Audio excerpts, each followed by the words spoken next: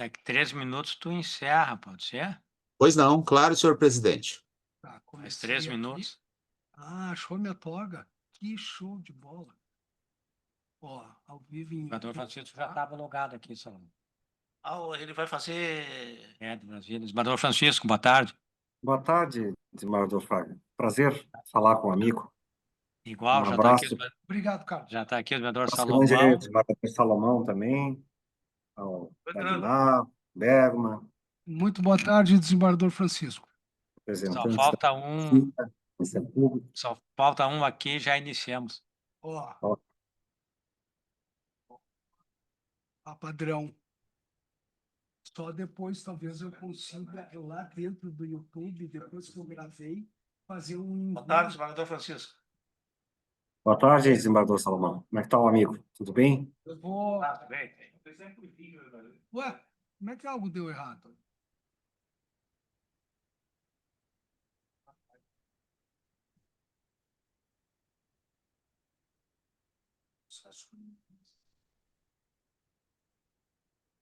Peraí que eu... Deixa eu pegar a minha caneta marcadora de presenças.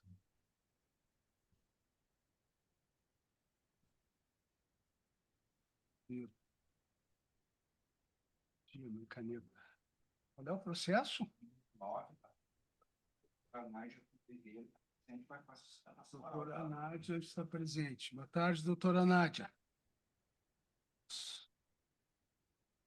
O ambiente é essencialmente feminino nas sustentações hoje. 100%. Vamos tentar fazer de novo. Lá no Zoom. Doutora Caroline, algum retorno no 79? Como é que está? Mas... Eu vou manter a sustentação. Tá bem anotado. Muito obrigado, doutora. Tá. Turma. Colocado. Perfeito, Carlos. Muito obrigado.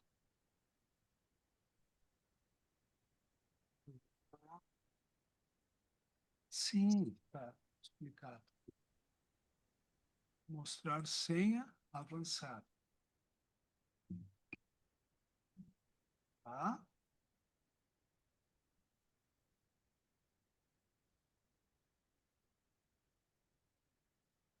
Título do Zoom da reunião. Tá? Eu posso colocar aqui. Terceira turma, que daí já sai com o título. Terceira turma, 5/11 de 2025. Esse é o título.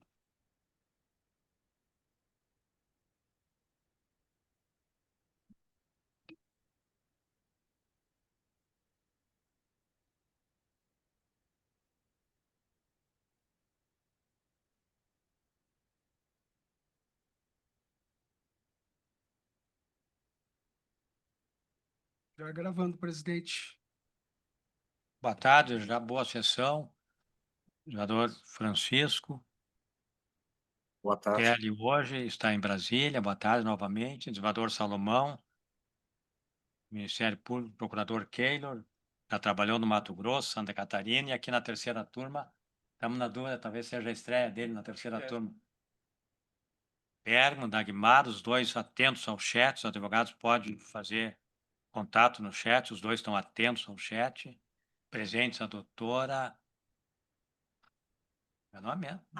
Doutora Marta, os dois estudantes, a doutora Nádia e mais telepresentes. A sessão hoje nossa é um pouco menor, 211, e até quando eu vi, só 29 pedidos de sustentação oral. Então, é a possibilidade que você termine mais cedo que o habitual, talvez 5, pouco antes das 5.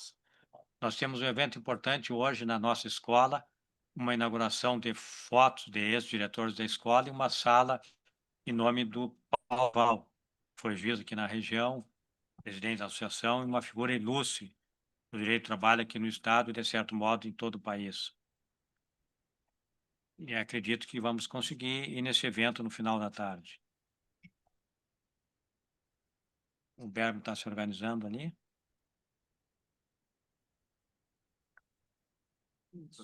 Isso aí.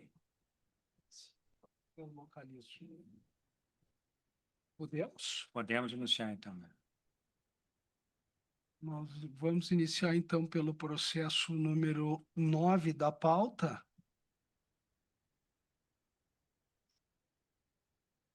É o 20.249-64 de 2022, sustentação oral, doutora Nádia Turra Vieira, pela recorrente reclamante.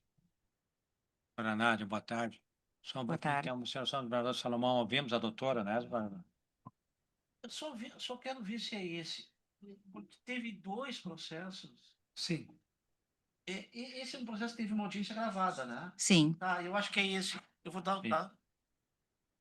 Mas ouvimos? Talvez eu peça a vista desse processo, mas se a senhora Tá. quiser fazer a sustentação oral, para mim seria.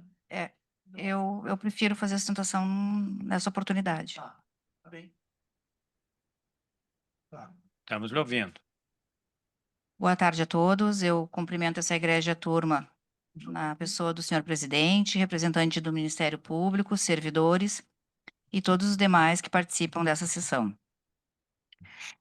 O que me traz aqui, a partir do dispositivo que me foi disponibilizado, eu inicio a minha fala sobre a questão do protesto interruptivo. Trata-se do protesto que Vossas Excelências conhecem muito bem, um protesto que foi ajuizado pelo Sindicato dos Bancários de Porto Alegre em abril de 2017. O juiz de primeiro grau entendeu que o protesto não subsistia mais em razão do artigo 726 do CPC e também porque avaliou que esse protesto era genérico. Quanto à questão de ser genérico, penso que não deve ser afastada esse fundamento, tanto pelo conhecimento de Vossas Excelências já sobre esse protesto, tanto aqui no TRT4, também acolhido lá no TST. O protesto, ele atendeu todos os requisitos legais no seu ajuizamento e ele apontou, indicou todas as parcelas pelas quais esse protesto abrangeria. E, como eu disse, ele é um protesto de abril de 2017 e a presente ação foi ajuizada em março de 2022, ou seja, também está dentro do lapso temporal abrangido. E quanto à legitimidade do sindicato, também, apenas para ratificar, Sindicato dos Bancários de Porto Alegre, que é o substituto da reclamante, que também, conforme termos de rescisão do contrato de trabalho, pertencia a esse sindicato. Então, por isso se requer que seja acolhido esse protesto para fins de interrupção da contagem prescricional. O segundo ponto que me traz aqui é em relação à invalidade dos controles de horário. O juiz de primeiro grau entendeu que a prova produzida não foi suficiente para afastar a validade. Contudo, eu trago a Vossas Excelências a única prova produzida, testemunha convidada pela reclamante, na qual ela registrou que no ponto anotava próximo ao horário que seria do contrato. No cartão ponto da depoente constava o horário contratual e um pouquinho de horas extras, que podia, senão a agência era punida. Sabia que era permitido registrar essas horas extras, porque eram horários próximos do horário contratual. E essas batidas não poderiam ultrapassar as horas extras que poderiam ter, pois poderiam ter um mínimo de horas extras. Excelências, primeiro, os cartões, os registros de horário juntados, eles realmente denotam, na sua grande maioria, registros que não ultrapassam 10 minutos antes e 10 minutos depois, tá? E outro fundamento da sentença de primeiro grau que afastou a prova oral seria porque essa testemunha não trabalhou durante todo o período com a autora. Então, ele também entendeu por não acolher esse meio de prova para o deferimento do pedido, mas aqui todos nós sabemos que tem a OJ 233, desculpa, que fala que o tempo em que a testemunha trabalhou não limita, né, o deferimento do pedido no seu todo. Bom, com relação às diferenças de remuneração variável, o que nós temos aqui? Incontroversamente, em quase todos os meses do pacto laboral, a reclamante recebeu prêmios, né? O juiz de primeiro grau entendeu que se tratavam de prêmios. E, embora ele tenha deferido integração desses prêmios que foram pagos nas demais parcelas, porque de fato não repercutiram diante da natureza salarial, ele entendeu que a petição inicial chegaria próximo de uma inépcia e que, portanto, em razão disso, ele não deferiu, então, o pedido de diferenças dessa remuneração variável. Com a máxima vênia, a petição inicial ela atinge todos os requisitos.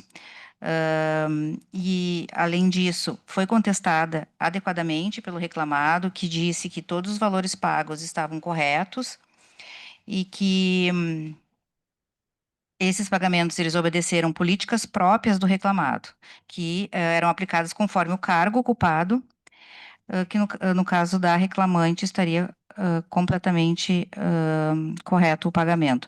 Diante dessa tese, sem dúvida, o reclamado atraiu o ônus para si e teve perícia contábil, e a perícia contábil, aqui trago apenas um dos laudos, o ID 8ACE 392, em que na resposta do item 12 e do item 13 sobre esta matéria, de apuração, se havia valores devidos ainda em termos de remuneração variável, as duas respostas foram idênticas.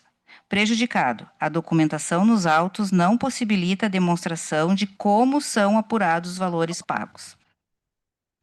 Então, diante disso, Excelência, diante do fato de que o reclamado diz que todos os valores foram pagos corretamente, não traz a documentação que permitiria, tanto a parte reclamante, quanto na perícia, apurar se os valores pagos estão corretos, tem-se aqui, penso eu, a confissão do artigo 400 do CPC, e, portanto, deveriam ser deferidas essas diferenças de comissões, conforme a gente apontou lá na petição inicial.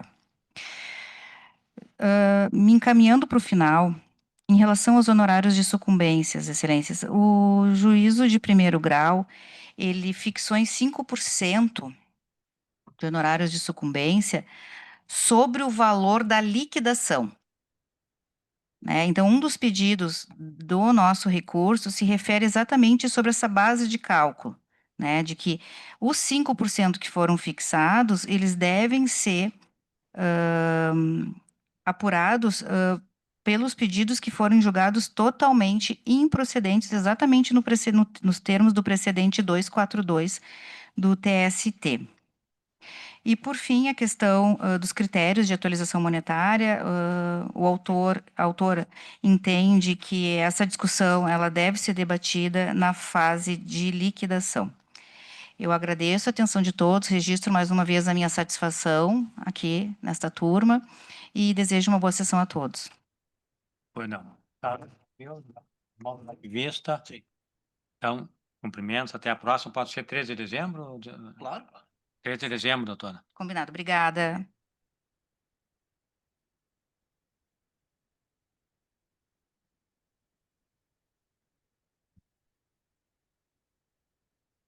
Processo número 66 da pauta.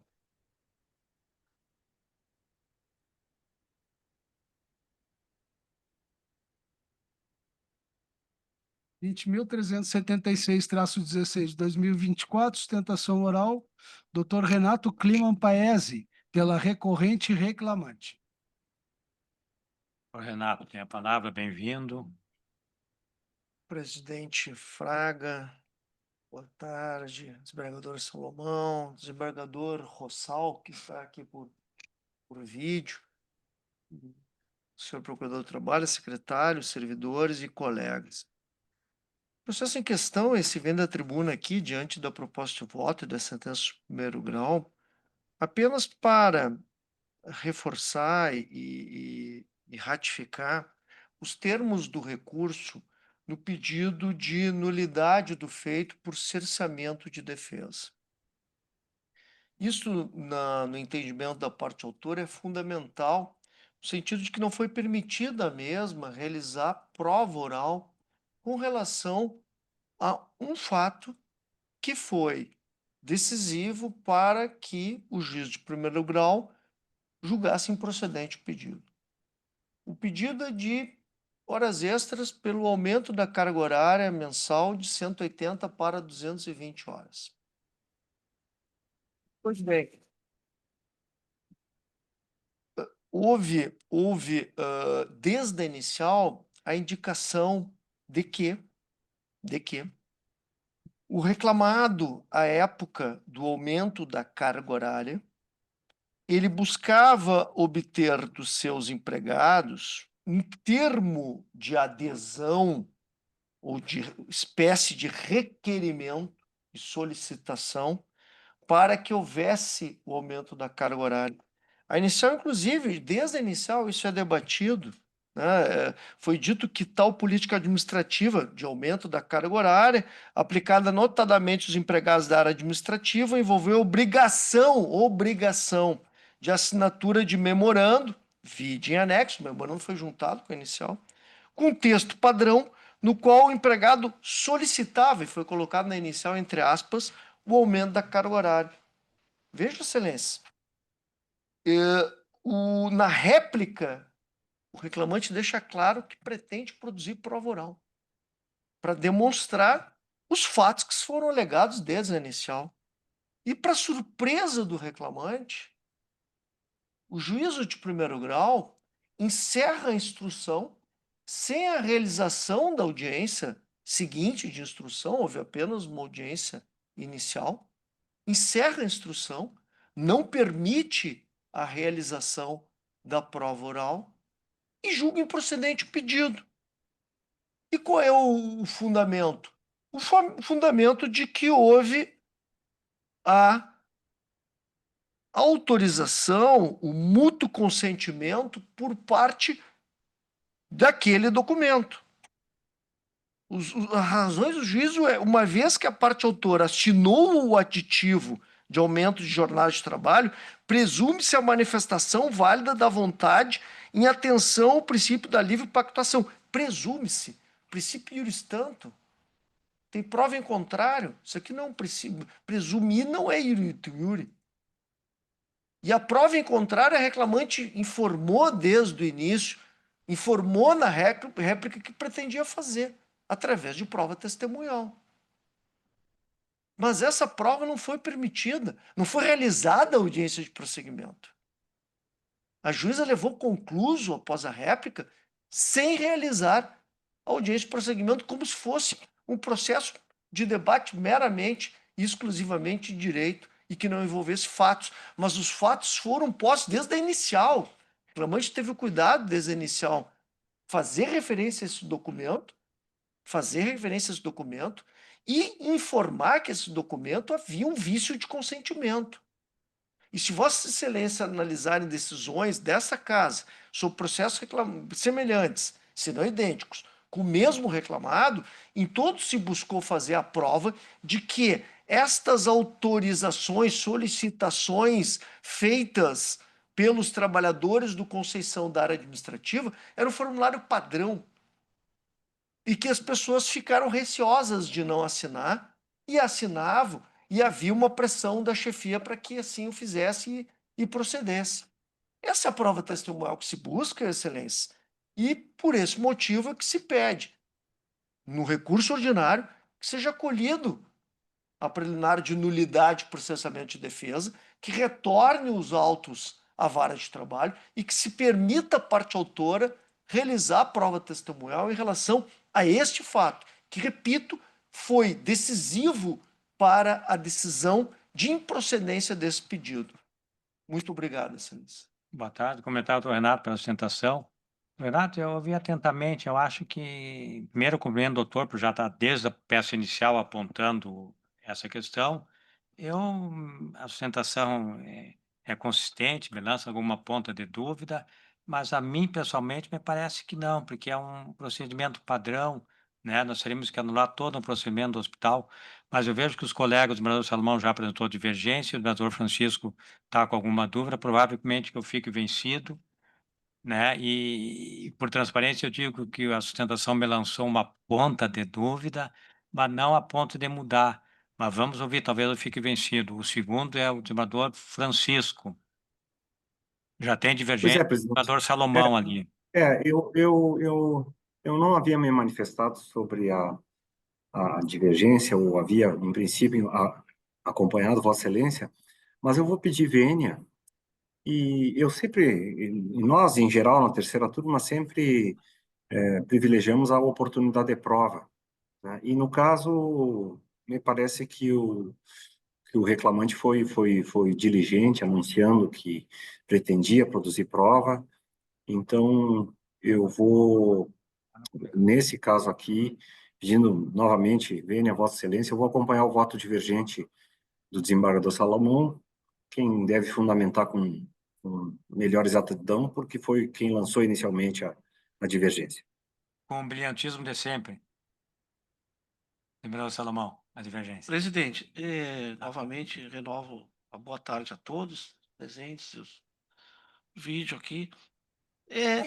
A minha divergência, de alguma forma, facilitada pela ostentação oral, é na mesma linha. Aqui não há propriamente uma divergência de que houve uma espécie de autorização formal a essa alteração de carga horária. Mas desde o início, isso é importante deixar muito claro, que desde a petição inicial, a parte autora, ela alega o vício nesse consentimento, como foi dito na réplica, renova o pedido de realização de produção de prova testemunhal. E o que é mais importante, a decisão tomada de improcedência é exatamente na linha da validade da autorização, que é contestada por um suposto ou alegado vício de consentimento. É nesse sentido que eu apresentei a divergência, acolhendo essa alegação de cerceamento de defesa apresentada pela recorrente, ora autora do processo. E a minha proposta, então, de divergência, seria dar provimento ao recurso da reclamante para acolher a alegação de cerceamento de defesa, converter o feito em diligência, isso nós temos feito, né, não anula propriamente, mas converte o feito em diligência para que se produza lá no primeiro grau a prova testemunhal que se pretende e retorna para cá para prosseguimento do julgamento. Converter o julgamento em diligência, determinando o retorno dos autos à vara, de origem para a reabertura da instrução, designação de audiência de prosseguimento, para omitir o testemunho convidado pela parte autora, e eu sempre faço isso, oportunizado ao reclamado a contraprova, devendo o feito retornar a esse tribunal após o cumprimento das determinações, sem apelação de nova sentença, para julgamento dos demais itens recursais, as quais ficam sobrestados. E essa é a proposta de solução que eu apresentei na divergência. Não sei se com essa proposta o desembargador Francisco concorda, aí nós podemos alterar ali a conclusão Renato, acho que final. já está na tela aí. Eu É concordo, desembargador Salomão, exatamente. Então tá. Tá Então, bem. Então, vencido o relator, vamos retornar para acolher a prova. Isso. Boa tarde. Boa Beleza. sessão a todos. Agora, processo número 112 da pauta. 112 da pauta é o 20.113-46 de 2023. Sustentação oral, doutora Marta Macedo Citone, pela recorrida reclamada. Senador Francisco, é o 112 que é relator. Sim. Doutora? Apregoado. Bom, eu cumprimento essa egrégia turma, na pessoa do senhor presidente, representante do Ministério Público, colegas advogados, serventuários da Justiça, nossos queridos estudantes aqui presentes, muito boa tarde. Eu ocupo a tribuna, Excelências, reivindicando aqui uma revisão da sugestão de voto no sentido de afastar o reconhecimento da Estônia enquanto instituição financeira, né? Na verdade, a Estônia é uma instituição de pagamento regulada pelo Banco Central e que obrigatoriamente precisa cumprir, dentro dos seus requisitos, as disposições contidas em legislação própria. A Lei 12.865 de 2013, que regula as instituições de pagamento no Brasil, estabelece aqui essas empresas como aquelas que possuem obrigações principal ou acessória, alternativa ou cumulativamente, de aporte ou saque de recursos, e aqui nós estamos falando do depósito ou retirada de valores em contas de pagamento. Portanto, não são contas bancárias, mas uma conta digital aberta automaticamente no momento em que é adquirida uma máquina da instituição de pagamento em si. Execução de transações de pagamento, emissão de instrumentos de pagamento, credenciamento de aceitação de instrumentos de pagamento e, mais importante, porque eu sei que usualmente é um dos elementos que acaba gerando esse reconhecimento da condição de financeira, outras atividades relacionadas. Aqui um tipo aberto, necessário, inclusive, de ser preenchido com base nas alterações de comércio e do desenvolvimento dessas atividades no curso do tempo, sempre, sem sombra de dúvida, mediante as especificações do Banco Central. Desse descritivo, nós podemos observar aqui que emissão e gestão de cartão de crédito podem ser atividades exercidas por instituições não financeiras. Nesse caso, as operadoras atuam como intermediárias entre o usuário final, o estabelecimento comercial e as instituições financeiras fiscalizadas pelo Banco Central. Esse é o papel da Stone. É exatamente isso que a Stone desenvolve. Outro ponto que usualmente é objeto é o site da empresa. Em se tratando aqui de intermediária e atuando nessa interface com os comércios e também as instituições financeiras e bancárias, a oferta de produtos desses agentes terceiros é comum de constar no site da empresa. Mas a instituição de pagamento Stone não oferta empréstimos. Essas atividades, Excelência, são as elencadas no objeto social da Stone. Não é uma construção da cabeça de ninguém, mas, na verdade, expressa a disposição legal. E são essas atividades contidas na 12.865 de 2013 que também eram exercidas pelo reclamante. A atividade principal da Stone é a venda de máquinas de cartão e o fornecimento de cartões pré-pago. Ela não realiza coleta, intermediação ou aplicação de recursos financeiros próprios ou de terceiros, nem a custódia de valores de propriedades de terceiros. Essas, sim, são atividades específicas de instituições financeiras, também reguladas pelo Banco Central e descritas em legislação própria distinta, que é a Lei 4.595, de 64.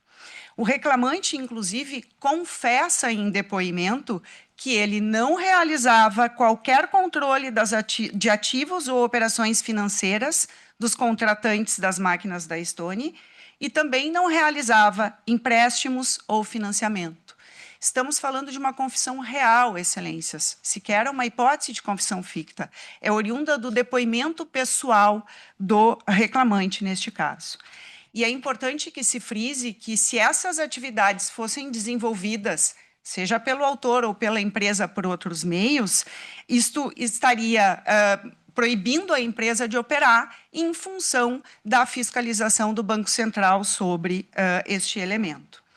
Não se diga também que antecipação de recebíveis, uma das atividades da Stone, por conta daquele dispositivo contido na lei própria, outras atividades relacionadas às instituições de pagamento, é uma modalidade de empréstimo. A antecipação de recebíveis é um serviço ofertado pelas instituições de pagamento no sentido de ofertar ou permitir o recebimento antecipado por parte dos comerciantes de vendas desenvolvidas a prazo. Imaginemos que foi feita uma venda de R$200 em 3 prestações, aquele estabelecimento comercial reivindica o recebimento antecipado desse valor, pagando uma taxa em função da antecipação. Empréstimo tem uma estrutura diferenciada. O estabelecimento comercial reivindica valores por uma instituição financeira que o oferta, havendo uma obrigatoriedade de pagamento posterior destes valores com os acréscimos legais. Então, na questão da antecipação de recebíveis, o comerciante transfere para a instituição de pagamento o risco do negócio. Enquanto na estrutura de empréstimo nós não vemos esse desenvolvimento acontecendo, né? Então, excelências, também é importante aqui lembrar que ainda que nós possamos entender aqui que a Stone se assemelha à condição de correspondente bancário por intermédio das atividades do reclamante, também não há possibilidade aqui da permissão de enquadramento enquanto financiário nos termos da disposição da súmula 55 do TST. Entendimento esse que vem usualmente sendo estabelecido pelo próprio TST nesse sentido. E, dada a atividade preponderante da Stone não estar correlacionada à instituição financeira, também por conta do direito sindical, nós não poderíamos aqui ver esse elemento reconhecido para a figura do reclamante. Eu finalizo aqui a minha manifestação, agradecendo a atenção de todos. Pode continuar, porque não foi ligado o meu cronômetro. Pode Aí- continuar à vontade. Eu tenho mais 8 minutos. Então, relator, desembargador Francisco. Pois é, presidente, eu lancei o voto no sentido contrário ao que está na proposta de voto, mas acolhi respeitosamente a divergência lançada pelos colegas, desembargador Salomão e por Vossa Excelência, né? Então, no sentido de reconhecer a condição de financiário e, em consequência, determinar a retificação da carteira de trabalho e os pagamentos decorrentes dessa condição. Segundo a votar, desembargador Salomão. Presidente, eu vou tentando acessar aqui, acho que 112, lá tá, embaixo. sim, é o 112. Eu não sei como é que ficou porque tá travado aqui Eu minha acolhi a tela. divergência, desembargador Tá, Salomão, então e tá, eu porque lancei como eu não estou vencido. tendo acesso ao acórdão aqui. Não, Isso. eu tenho apresentado alguns votos desse sentido analisando sempre caso a caso, né? Mas no sentido de reconhecer a condição de financiária, porque eu vejo a atividade da empresa reclamada como uma etapa de um processo todo que, ao fim e ao cabo, tem como finalidade a concessão de empréstimo, né? Nós temos na análise desses casos desconstruir ou desmembrar o que antigamente nós conhecíamos como aquelas instituições financeiras em que se ia até a instituição financeira, era atendido por um financiário que coletava a documentação, que passava para um chefe imediato, que concedia um empréstimo, que ao cabo esse empréstimo chegava naquela pessoa. Hoje as etapas estão muito fragmentadas. Esse é um caso em que não é mais o consumidor, o usuário que vai até a financeira. É a financeira que vai até o usuário. Naquela primeira etapa, naquela porta de entrada do empréstimo. A autora aqui, pela prova que foi feita, a meu ver, demonstra que, além da comercialização dessa máquina aqui, de fato, a máquina, para mim, a máquina é a porta de entrada para a concessão desse negócio financeiro.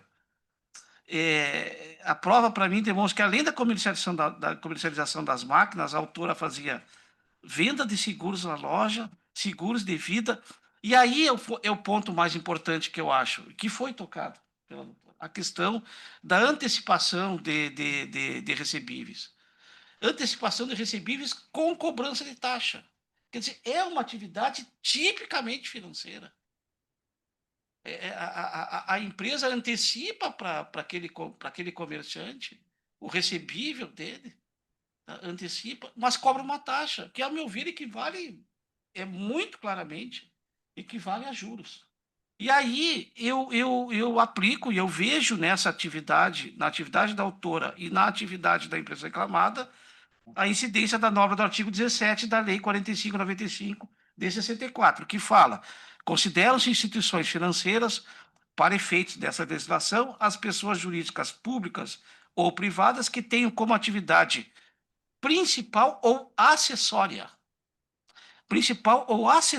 a coleta, intermediação, e é o caso, coleta, intermediação e aplicação de recursos financeiros próprios ou de terceiros em moeda nacional, a custódia do valor de propriedade de terceiros. A meu ver, é exatamente a atividade desempenhada pela autora em favor do empregador, que se insere nessa norma do artigo 17 da Lei 4595/64. Mas reconheço, não é fácil, eu tenho que fazer essa explicação prévia, por assim dizer, porque o mundo é diferente. Hoje não vê mais aquele bancário, aquele financiário que está lá, que compra aquele expediente. Hoje ele tá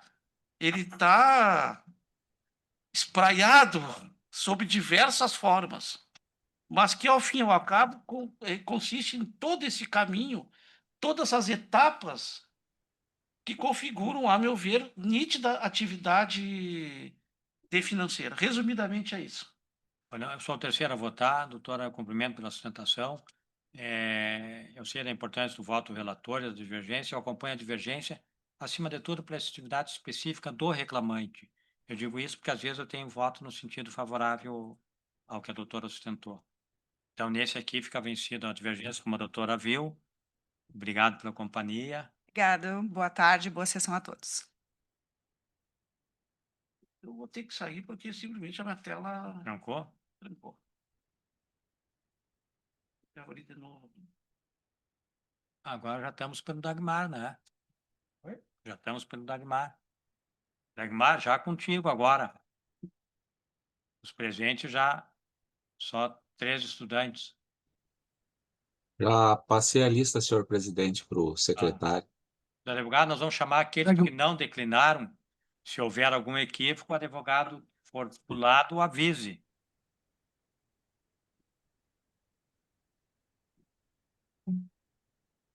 Quando estiver ok, desembargador Salomão, podemos prosseguir. Meio lento aqui hoje. Acredito que o próximo seja o 7, né, Bergman? Sim, próximo é o 7. Vamos ver aqui. Ah, deu. Ok. Processo número 7 da pauta, 20.120-96 de 2022, inscritos os doutores João Vitor Massaro Bilhalva, pela recorrente reclamante, e o doutor Gerson Casotti Belinazo, pela recorrente reclamada. O primeiro, telepresente, Doutor Gerson provavelmente está ausente, Bergman. não compareceu. Já estava chegando lá. Perfeito, desculpe. Com a palavra, doutor João Vitor. Boa tarde a todos, excelências, desembargadores, representantes do Ministério Público, colegas advogados, serventuários.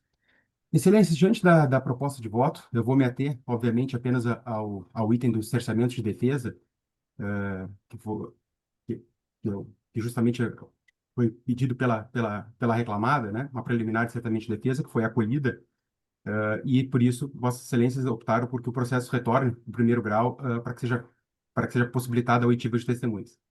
Excelência, esse caso é uma questão seguinte: a reclamada ela foi intimada, notificada, né? Nós estávamos ainda, estava vigente a portaria 11, que permitia, né, que não fosse realizada audiências iniciais, então que as partes pudessem ser já intimadas, notificadas para apresentar a defesa. E nesse caso, a reclamada ela foi intimada, foi notificada para apresentar a defesa, porém ela não apresentou defesa no prazo correto. Foi dado 15 dias para a reclamada contestar e a reclamada acabou até apresentando defesa, mas, se posso estar enganado, no 20º dia. Diante disso, a magistrada de primeiro grau, ela decretou a revelia e a confissão ficta da reclamada. Porém, isso é importante dizer, a magistrada teve o cuidado de permitir receber os documentos juntados pela reclamada. Então, a reclamada teve a defesa e os documentos, a defesa foi posta em sigilo, foi desconsiderada, mas os documentos, né, a reclamante, inclusive, foi intimada para se manifestar desses documentos. Os documentos foram recebidos porque a magistrada considerou que era prova pré-constituída, né? O processo andou, né? Teve réplica e chegou à audiência de instrução e julgamento. Na audiência de instrução e julgamento, as partes, inclusive a própria reclamante, também levou a testemunha. A reclamada também apresentou, na verdade, a testemunha da reclamada não compareceu, mas a reclamada apresentou uma carta convite. E a juíza, né, a juíza de primeiro grau, em função da confissão e revelia, né, em função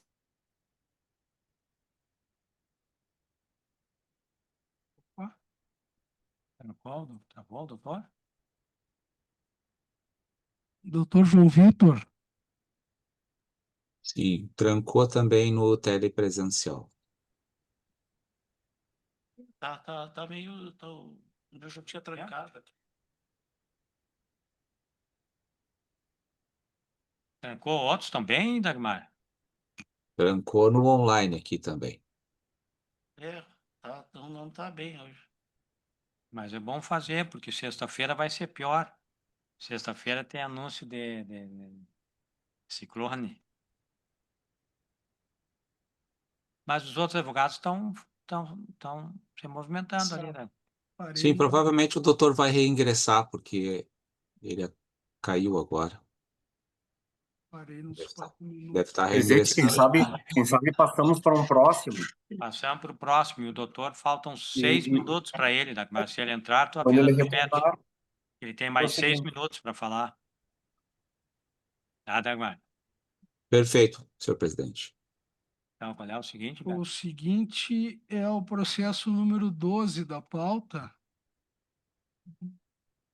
Processo número 12, inscritos os doutores Renato da Silva Trilho Novaes Filho, pelo recorrente reclamante, e Luiz Gustavo Guerra Estivalete, pelo recorrido reclamado. Com a palavra, doutor Renato.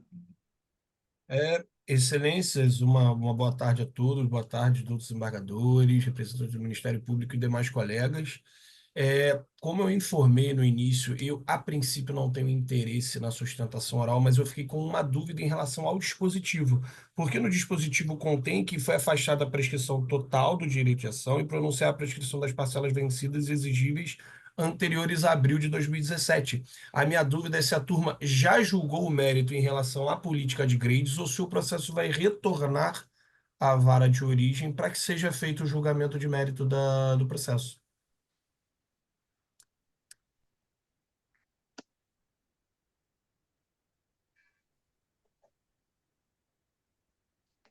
Presidente, se me permite, eu acho que o processo tem que sair de pauta para nós prosseguirmos o julgamento. Esse aqui eu fiquei vencido, né?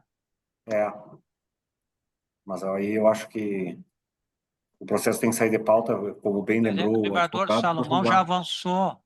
É que o voto divergente do desembargador Salomão já avançou. Não, eu analisei só unicamente a A prescrição. prescrição.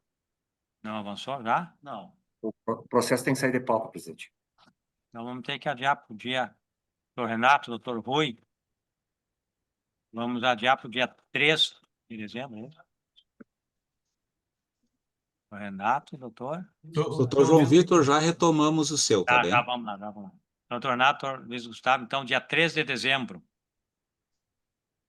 Certo. E dia 3 de dezembro, então, é para decisão de mérito já do processo, é isso?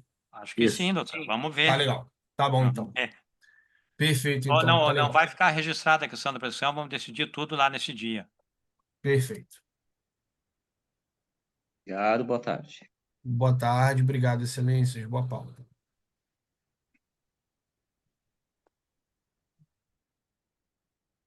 Senhor presidente, então o doutor João Vitor, pelo 7 da pauta, já está presente. Excelência, peço desculpa. Teve um problema com a conexão de internet Tá no bem, meio da continua, sustentação. sem problema. Apenas que eu estou, então, para finalizando, excelência, só esse caso. Então, é um caso que é o alegamento certamente de defesa por indeferimento do oitivo de testemunha. Porém, nesse caso, como eu estava falando na sustentação, a reclamada era rével, confessa, por ter apresentado a contestação após o prazo. Foi-lhe permitido a juntada de documentos, então a prova pré-constituída foi aceita pela magistrada. que optou, após, né, na audiência de instrução, por entender pela confissão ficta da reclamada, e que os documentos da reclamada, não, apesar de terem sido aceitos como prova pré-constituída, não demonstravam que a reclamante, que o direito da reclamante seria improcedente, em não aceitar, né, e não prover o pedido para oitiva de testemunhas. Então, a gente, considerando que está na súmula 74.2 do TST, que apenas a prova constituída deve ser aceita, né, e deve ser considerada certamente de defesa se não for aceita, eu pediria, né, que a sugestão de voto fosse modificada e que esse pedido, né, fosse procedido esse pedido de cessamento de defeito feito pelo reclamado. Muito obrigado a todos. Doutor, a rigor, o senhor acho que teria grande razoabilidade, porque a reclamada facilitou, mas acontece que consta na ata que a testemunha estava e tentou entrar. Então, quem não estava na audiência imagina que a testemunha estava lá, só não conseguiu entrar. Aí, por isso, com esse cuidado, o retorno. Mas talvez quem estivesse lá pensasse diferente. Eu mantenho o voto assim, o segundo a votar, no 7, o desembargador Salomão. Não, acho que sou eu, presidente. Desembargador Francisco. No 7, No 7, eu não tenho divergência. desembargador Salomão. Acompanha. Então, aprovado. Agradeço a todos. Muito obrigado, bom trabalho.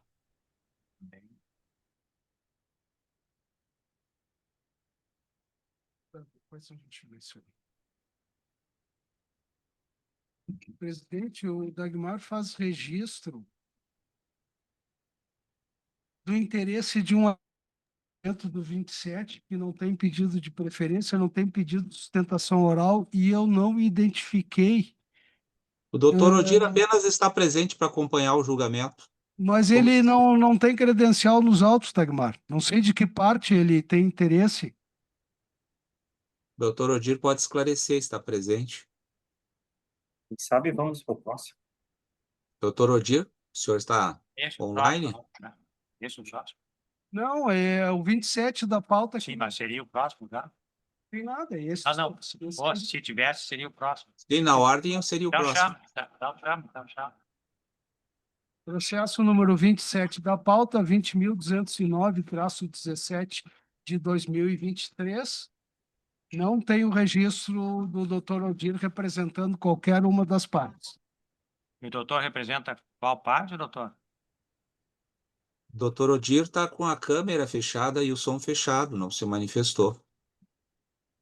Mas aqui o Hoje tecido- no início ele disse que acompanharia o julgamento, tinha interesse em acompanhar. Aqui a proposta de retorno à origem, né, sem violação da nova sentença, artigo 938 e 1013 do CPC, para oportunizar a oitiva da testemunha indicada, bem como eventual contraprova, e sobrestar o restante dos apelos. É essa a proposta. E o segundo Acompanho votado, o o voto, doutor presidente. Francisco, Acompanho o voto. no 27, o doutor Salomão. Acompanhe. Então, o 27 é isso, doutor. Se ele entrar depois, pode assistir. Fica no site. Perfeito. Obrigado, senhor presidente. Próximo da lista. Dificuldade de acessar o próximo da lista. É o 12. Processo número 12 da pauta. 12 já foi. Já foi, né? Foi adiado. Ok. Agora pulamos então já direto para o 67.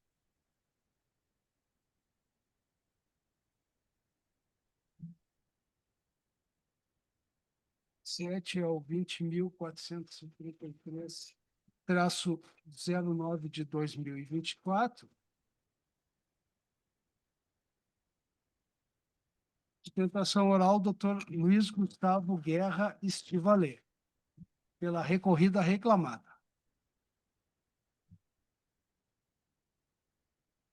Olha, Gustavo.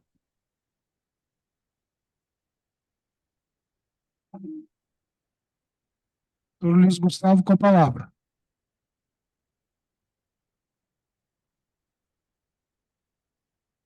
Estava aí no processo anterior. Sim. Mas eu não vejo ninguém na sessão. Agora ele não estava, mas ele estava. Pulamos um, e Dagmar, tu vê se o doutor vai voltar, Dagmar.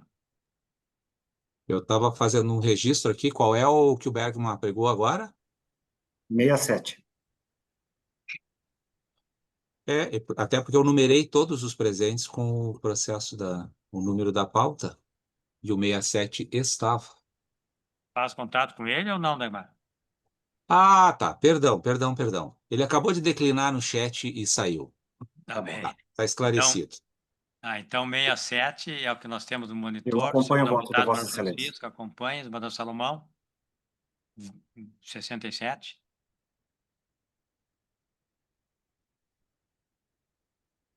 Sim, eu acompanho. Então, aprovado 67.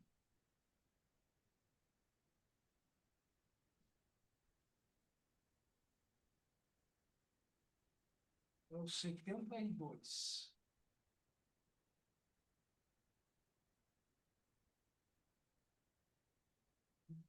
A pauta é o 20.682-96 de 2024.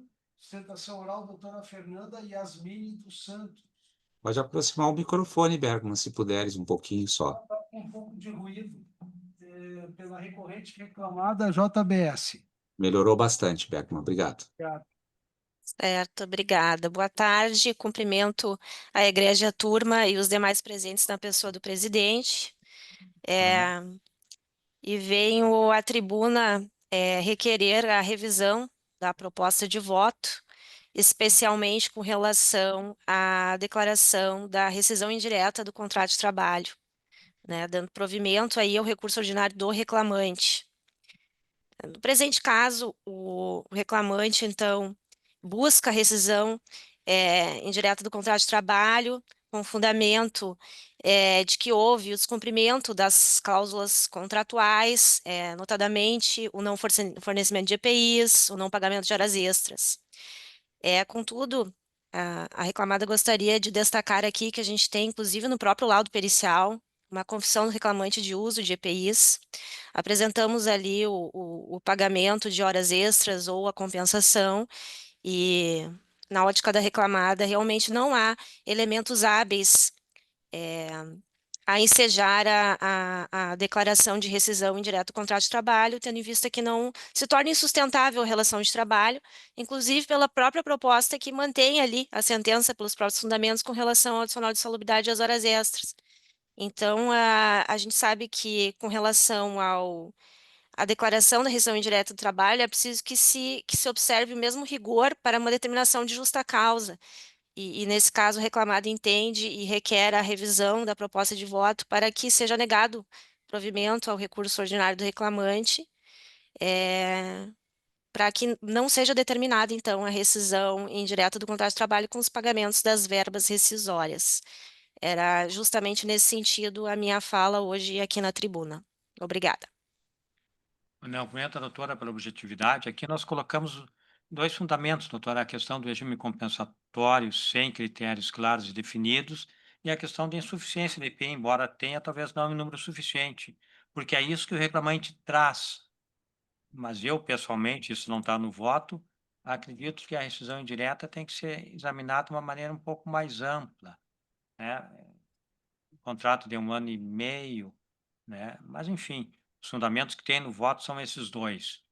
O segundo a votar é o desembargador Francisco. Eu estou acompanhando o voto, Vossa Excelência. Desembargador Salomão. Acompanho, presidente. Então, doutora Fernanda, obrigado pela companhia. Aprovado. Eu agradeço. Uma boa sessão a todos. Até mais. Obrigado.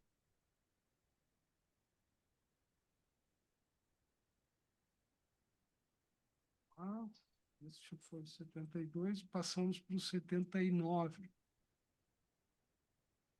79 é o... Eu acho que o Bergman tem que falar um pouquinho mais perto do microfone, eu estou com dificuldade de ouvir. Desculpa. Para poder seguir o pregão. 79 da pauta, 21.114-32 de 2024. Sustentação oral, doutora Caroline Donato Comim, pela recorrida reclamada. Olá, boa tarde. Cumprimento a igreja turma, o excelentíssimo senhor desembargador e relator, demais integrantes na colenda da turma, ilustre representante do Ministério Público, advogados, serventuários da Justiça, estudantes de direito aqui presentes, boa tarde. Vou me ater aqui na sustentação oral referente após a análise da sugestão de voto referente a 2 pontos, as horas extras e os honorários sucumbenciais. Referente às horas extras, analisando o processo em si, os cartões pontos eles foram assinados pela própria reclamante, possuem marcações variáveis de entrada, de saída, de intervalos. Esses registros são fidedignos e, em relação à prova testemunhal, a própria testemunha confirma que a empresa cobrava e fiscalizava essas anotações de ponto. Até mesmo analisando os registros de pontos e os contra-cheques, a empresa pagava até mais do que realmente estava ali. Tinha algumas diferenças de minutos e a empresa sempre arredondava para mais os pagamentos dessas horas extras. Então, referente ali à sugestão de voto, eu não identifiquei se houve a invalidação dos registros de ponto ou, eventualmente, um cálculo em liquidação, que vai ser analisado esses pagamentos, talvez que possivelmente tenham ocorrido errados, mas em relação aos registros de pontos que foi requerida pela reclamante, a invalidação, não há nenhuma prova nos autos que fundamentem essa invalidação e até mesmo as horas extras efetivamente foram pagas. Então, se requer nesse ponto das horas extras que seja mantida a decisão de primeiro grau e seja, então, improcedente esse ponto do requerimento da reclamante. E referente aos honorários advocatícios, tanto de majoração para a reclamante como de minoração para a reclamada, é importante ressaltar que nesse processo específico houve uma notificação extrajudicial da reclamante, onde a reclamada forneceu todos os documentos. Então, a reclamada digitalizou e forneceu físico, colocou em ordem cronológica, disponibilizou tudo, e a partir disso é possível verificar que a inicial foi composta por todos os documentos que a própria reclamante forneceu.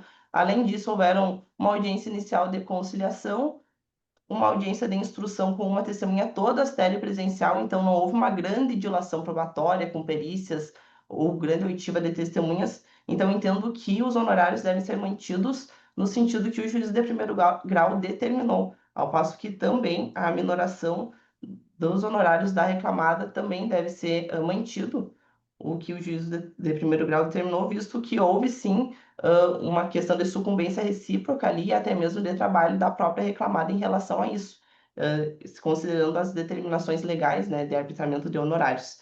Então, seriam esses 2 pontos, né, referente ao dano moral. Eu já verifiquei na proposta de decisão que não houve, então, a concessão desse pedido, então, vou deixar de fazer essa análise.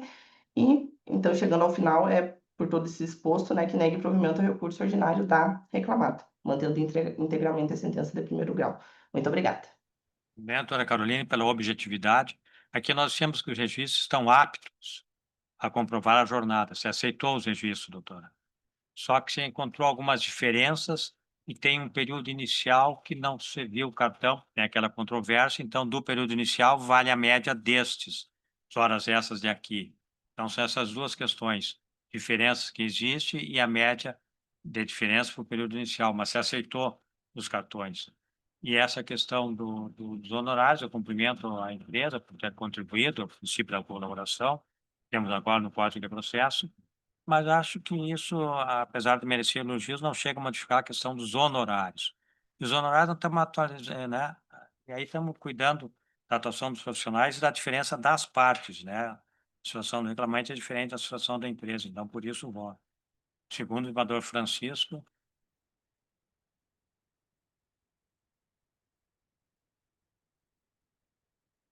Fechou o microfone. Desembargador Francisco. Acompanho o voto. Acompanhando. 7-9. Acompanho o voto. Desembargador Salomão. Oi, também, presidente. Aprovado. 7-9. Certo, obrigado. Uma boa tarde. Boa tarde, doutora. Passamos, então, de imediato para o 111. Processo número 111 da pauta. Processo número 111 da pauta. é o 20.084-50 de 2023, sustentação oral, doutora Karine Thalmann de Azevedo, pelo recorrente reclamante. Boa tarde, excelências, boa tarde a todos. Pontuo primeiramente que, de forma acertada, a juíza de primeiro grau considerou inválidos os registros de horário trazidos pela reclamada. Porém, ela reconheceu que o reclamante usufruía de 1 hora de intervalo, o que o autor não pode concordar. Tendo em vista que restou comprovado pelas testemunhas e pela prova oral produzida que não acontecia diariamente, ele não tinha esse intervalo diariamente. Por exemplo, a testemunha Silvio Carlos afirmou que se estivesse em espera de carregamento e chegasse o horário do almoço, registrava intervalo para almoço na planilha. A testemunha Darlan Antônio confirmou que durante o tempo de espera na fila, às vezes era orientado a registrar um tempo de refeição e às vezes não, que essa orientação acontecia de 1 a 2 vezes por semana. Da mesma forma, nos documentos juntados, no dia, por exemplo, no dia 18 de abril de 2019, o autor chegou para efetuar o carregamento às 10h20, tendo que registrar parada para almoço das 11h45 às 13h15, saindo para o procedimento de carga às 13h55. Cabe esclarecer ainda que nos períodos de carregamento e descarregamento, o decujus não podia sair e não podia se afastar do veículo. E não tinha local adequado para fazer refeições ou mesmo para descansar, devendo ele permanecer no veículo sem se desligar do labor. Portanto, requer a reforma da decisão de primeiro grau, bem como da proposta de voto apresentada para que sejam considerados nulos os períodos consignados como intervalo de jornada ou que seja conforme arbitrada a jornada em 2 oportunidades, 1 ou 2 oportunidades por semana, de que o reclamante não tinha intervalo para almoço, para descanso. Com relação ao tempo de espera, o contrato de trabalho do reclamante, o próprio contrato de trabalho dele, previa a situação do tempo de espera, quando diz o empregado fica responsável pela carga transportada no que tange às temperaturas ideais de aquecimento de cada tipo de produto e pela descarga total do veículo, não podendo deixar produto no tanque formando laço, o que poderá ocasionar contaminações em outros produtos. Então, resta comprovado que ele tinha sim que acompanhar os trâmites dos carregamentos e descarregamentos, e por isso requer sejam reconhecidas as horas de espera arbitradas pela juíza de primeiro grau como horas de efetivo labor. Obrigada, é isso. Relator. Presidente, aqui se trata de processo com prova oral. Eu optei aqui por privilegiar o entendimento da magistrada de primeiro grau, que colheu a prova e fixou de uma forma razoável todas essas questões bem levantadas pela nobre procuradora. Eu mantenho a proposta de voto, que é no sentido de manter a sentença de primeiro grau. Não, segunda votada, doutor Salomão. Mesma linha, presidente, acompanho. Eu sou o terceiro, doutora, cumprimento pela apresentação cuidadosa, dando vários pontos, mas eu acompanho o relator nesse aqui, doutora. Tá bom, obrigada. Obrigado. Bom trabalho a todos. Boa tarde. Sim. Nós estamos com um chiado no som, por isso temos que baixar o volume, porque está um chiado considerável, mas acredito que consigam ouvir, né? Sim, muito bem.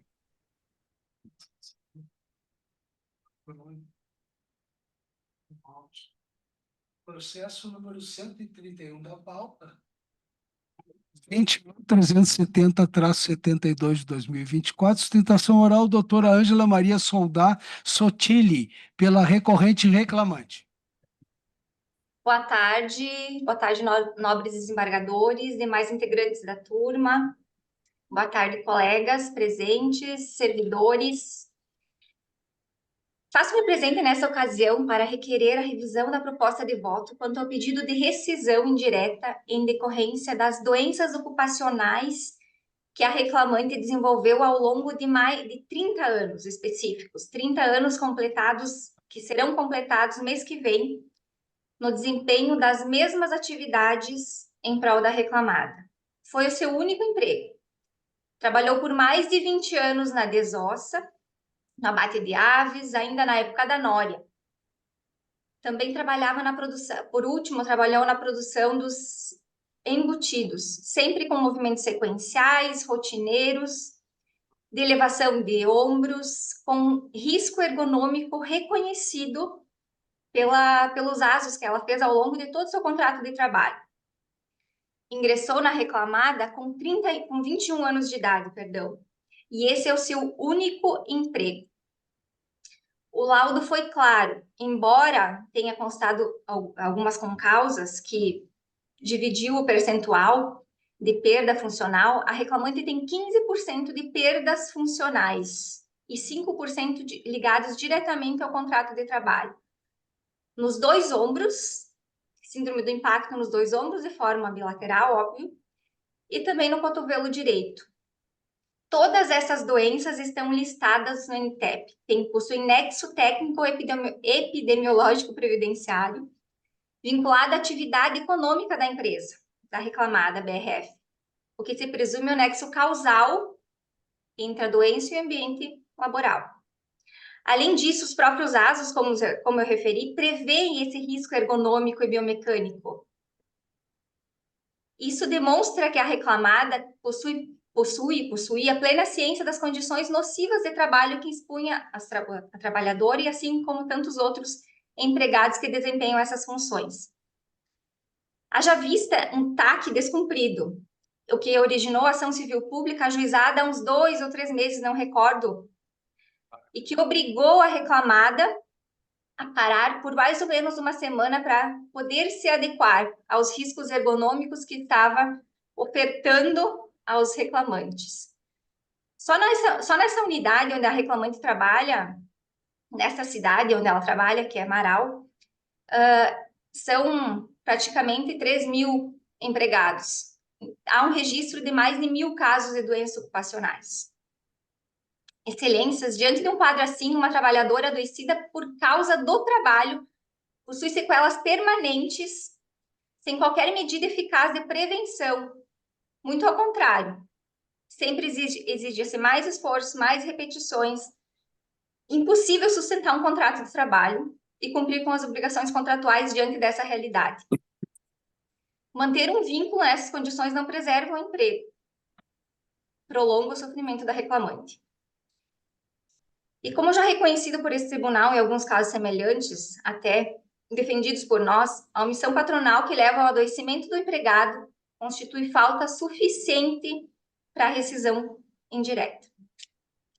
Por isso, com todo respeito, venho requerer a revisão da proposta de voto com o provimento do recurso para reconhecer a rescisão indireta do contrato de trabalho, com o pagamento das verbas rescisórias devidas, especialmente em respeito à dignidade dela, da trabalhadora. Obrigada. Não, cumprimentos, relator. Pois é, presidente.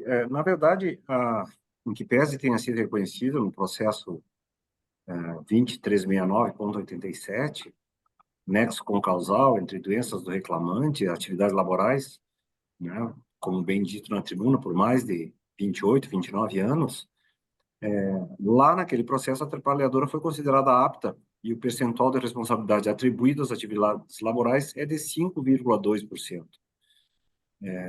Em face disso, embora considere bastante ponderáveis as razões da doutora, eu entendo que não se verifica nenhuma falta patronal, até porque naquele processo tem a reparação, inclusive pode ter reparação por dano moral, etc. e tal, além do dano material, que nesse caso aqui, que estamos tratando especificamente da rescisão indireta.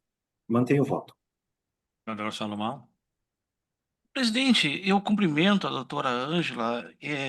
Eu vou na mesma linha do relator por esse caso específico. Não, a terceira turma aqui não está dizendo que o fato do trabalho em condições, seja insalubres ou prejudiciais à saúde, possa, em tese, levar à rescisão, ao acolhimento de um pedido de rescisão indireta. Mas, especificamente, o caso aqui dos autos, a perda funcional em 29 anos é 5,2%, numa concausalidade.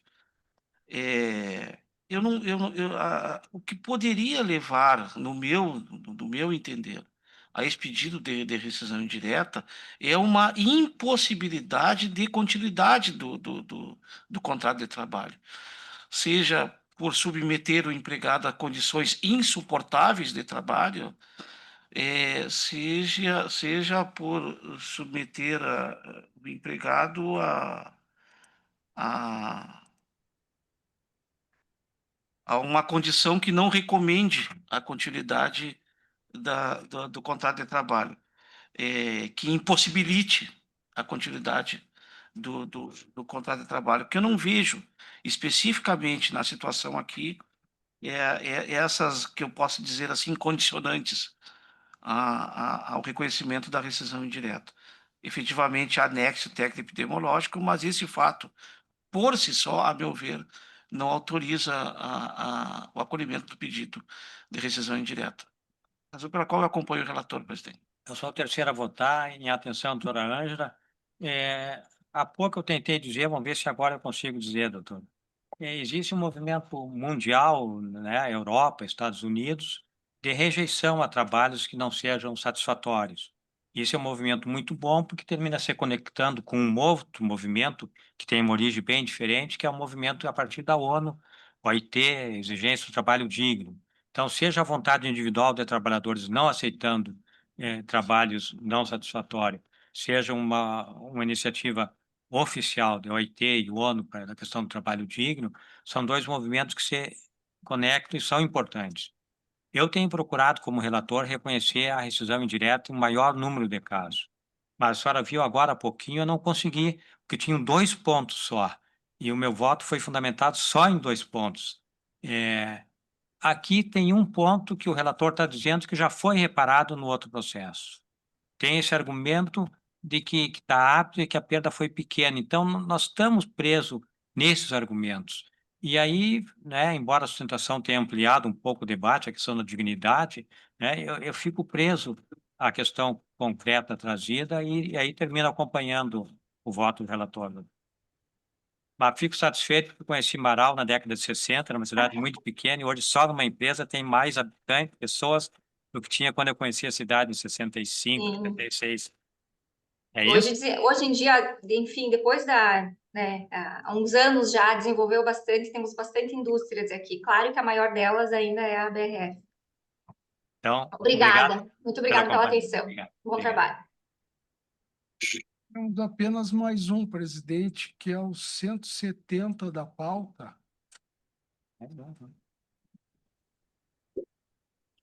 Processo número 170 da pauta, 20.539-39 de 2024. Sustentação oral, doutora Tamires Rodrigues, pela recorrente reclamada. Doutora Tamira, a senhora vai encerrar a sessão, pode falar até às 20. Posso, então, utilizar de argumentos aí para convencê-los? Boa tarde, então. 170, o relator é o desembargador Salomão. 170. Pode falar. Boa tarde, senhores desembargadores, presidente, julgadores, demais presentes aqui na sessão, servidores, representante do Ministério Público do Trabalho. Bom, eu venho sustentar em favor da reclamada, né? A controvérsia aqui nesse processo, ele gira justamente em torno da rescisão indireta e da condenação de danos morais, né? Sob a alegação de que teria havido uma redução unilateral por parte da reclamada, o que durante todo o processo, inclusive ali na instrução, não se verificou-se, tá? O que houve, na verdade, se nós verificarmos ali, principalmente no depoimento da própria reclamante, no minuto 5, 28 segundos, ela confirma que essa redução contratual, ela não foi de maneira unilateral. Ao contrário, que ela foi ajustada justamente de acordo com as partes, em consensual com as partes, para preservar a saúde dela e a saúde do bebê. A própria reclamante confessa nisso. A empregadora, obviamente, sensível a esse estado gravídico dela, porque a própria reclamante também confessa no seu depoimento de que ela estava tendo muitos problemas na gestação, inclusive foi época das enchentes, quando isso tudo aconteceu. Ela fez a redução de maneira consensual e, obviamente, verificando ali com a redução proporcional do salário ao novo horário. Então, não houve uma imposição ou punição da parte reclamada, mas o que houve, sim, foi um acordo mútuo entre as partes. Quanto ao artigo 468 da CLT, que todos nós bem sabemos, as alterações elas são lícitas desde que haja o acordo mútuo entre as partes. E isso sim ficou comprovado nesse processo, e esse é o ponto cerne de toda a questão. Ainda, quanto ao dano moral, não há nos autos qualquer prova que comprovasse que houve sim um abalo à reclamante. Ao contrário, ela não fez nenhuma prova quanto a isso, nem prova testemunhal e nem prova no próprio depoimento dela, no próprio depoimento pessoal dela. Então, o valor de R$5.000, ele é completamente alto e injustificado, gerando, sim, um desequilíbrio econômico nesse caso e nesse processo. Sobretudo porque não há qualquer comprovação. Praticamente, o que a gente vê aqui é o que houve um dano em re ipsa, porque ela não faz qualquer comprovação. Então, o meu requerimento é justamente no sentido de alterar, né, o reconhecimento da rescisão indireta, sobretudo retirar o dano moral, porque não há comprovação, conforme eu já explanei, e sequer qualquer parâmetro de acordo com o artigo 223, ou então a redução desse dano. É o que eu requeiro aqui e agradeço a todos pela atenção. Não, relator. Presidente, aqui eu cumprimento a doutora Tamires pela sustentação oral que trouxe contorno que está sendo discutido aqui. É um pedido de rescisão indireta, pelo fato da autora alegar que houve redução drástica da sua jornada de trabalho e, via de consequência, da sua remuneração. A autora, no caso aqui, teve a rescisão indireta reconhecida em sentença. É incontroverso que ela estava grávida, que houve a redução. Isso não há controvérsia quanto a isso. A autora foi contratada para trabalhar como horista das 9h30 às 12h, das 13h às 18h30. E que após a confirmação da gravidez houve uma redução desse horário de trabalho.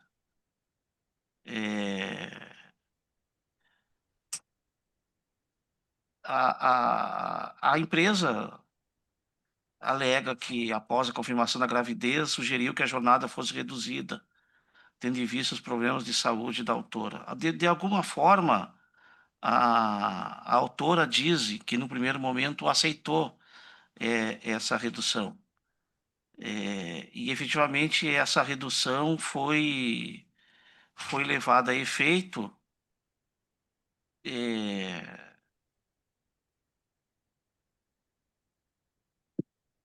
pela empresa.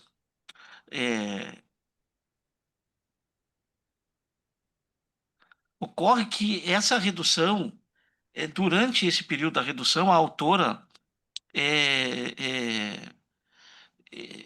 em algumas oportunidades, em razão da gravidez, apresentou atestados e afastamentos à empresa E na medida em que esse quadro de afastamentos foi se consolidando, a reclamada efetivamente fez uma restrição da restrição, uma redução da redução, de forma que a autora, ao fim e ao cabo, estava trabalhando somente 3 horas semanais, com o correspondente salário a 3 horas semanais.